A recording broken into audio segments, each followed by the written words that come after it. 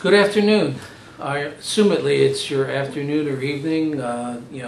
This is an overview for weeks 4 to 6. And first, let me begin and say it was nice to meet several of you today in our class meeting. And for those who didn't have a chance to tune in synchronously, can't ever get that word out. You can watch it because Karen's made it available online. We're going to be first addressing this week 4 the United States system, which is market-based and which is increasingly these mechanisms are being adopted worldwide because everyone knows our healthcare system is the best in the world and we should be exporting it, and there are many efforts undergoing to do that to many other systems. Quite frankly, it beguiles me why anyone would, outside the United States, would want to go ahead and emulate our health policy or basically try to replicate aspects of our own healthcare system. You might ask yourself, why would anybody do that?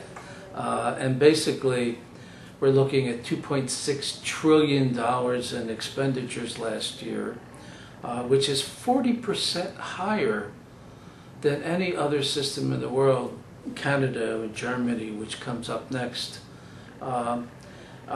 We have expenditures of about $9,000 per capita, and as you well know, in public health, we have about 25% of the population who are closed out of the healthcare system because they are lacking health insurance, or they have financial barriers because of underinsurance, and that means that somebody is paying 10% of their annual income to pay for healthcare out-of-pocket expenses because their health insurance is not adequate to handle their chronic healthcare needs in their family.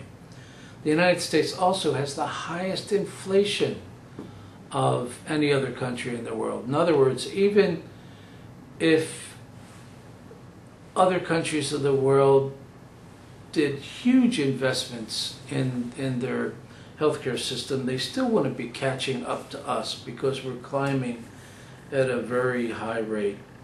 And also, as you well know, in public health, we have some of the most profound disparities in our healthcare system between gender and race and economic level, ethnicity.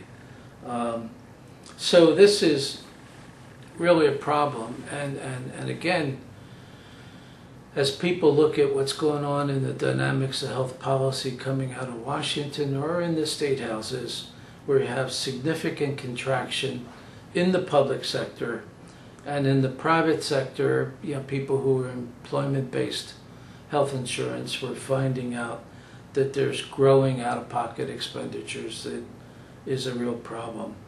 So our alphabet soup of HMOs and DRGs and HSAs and other health policy ideas are really not that great in many ways, and we have to be critical of those things and recognize that there's a naive fantasy world out there internationally, but there's some reasons behind that. For example, and many of you read the literature and you find out that the academic literature is often not critical and speaks very highly of these new policy ideas, and that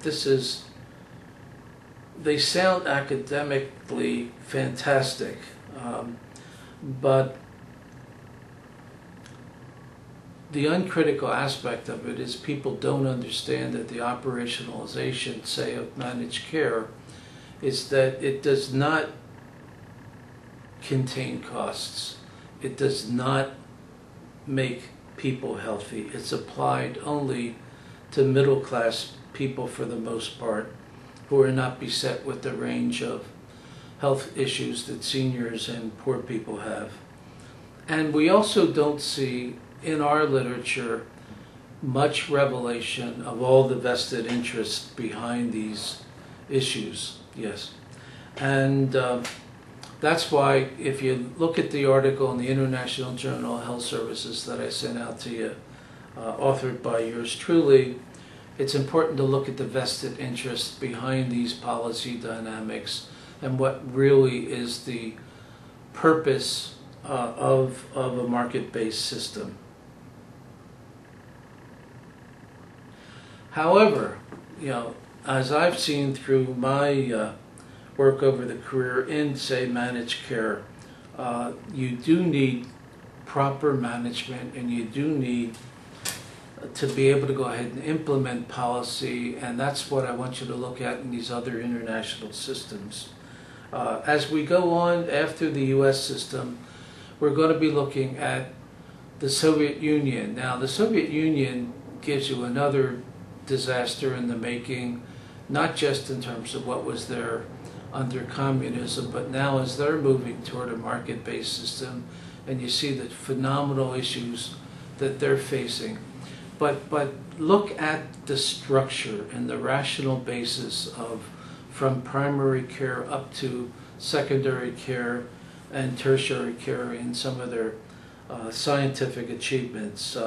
I was impressed with the Soviet Union in terms of planning that was taking place. Obviously, there are inequalities back under the days of Gorbachev when I was there, and obviously before then.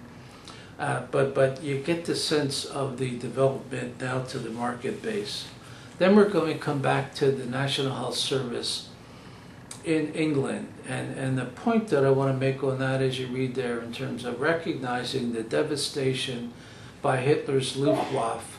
And the devastation was not just in the infrastructure and the systems of everything in Britain, but the devastation of people who were war-torn and why they moved toward a national health service, taking physicians out of the military who were on salary there and being able to use them and deploy them in terms of the National Health Service.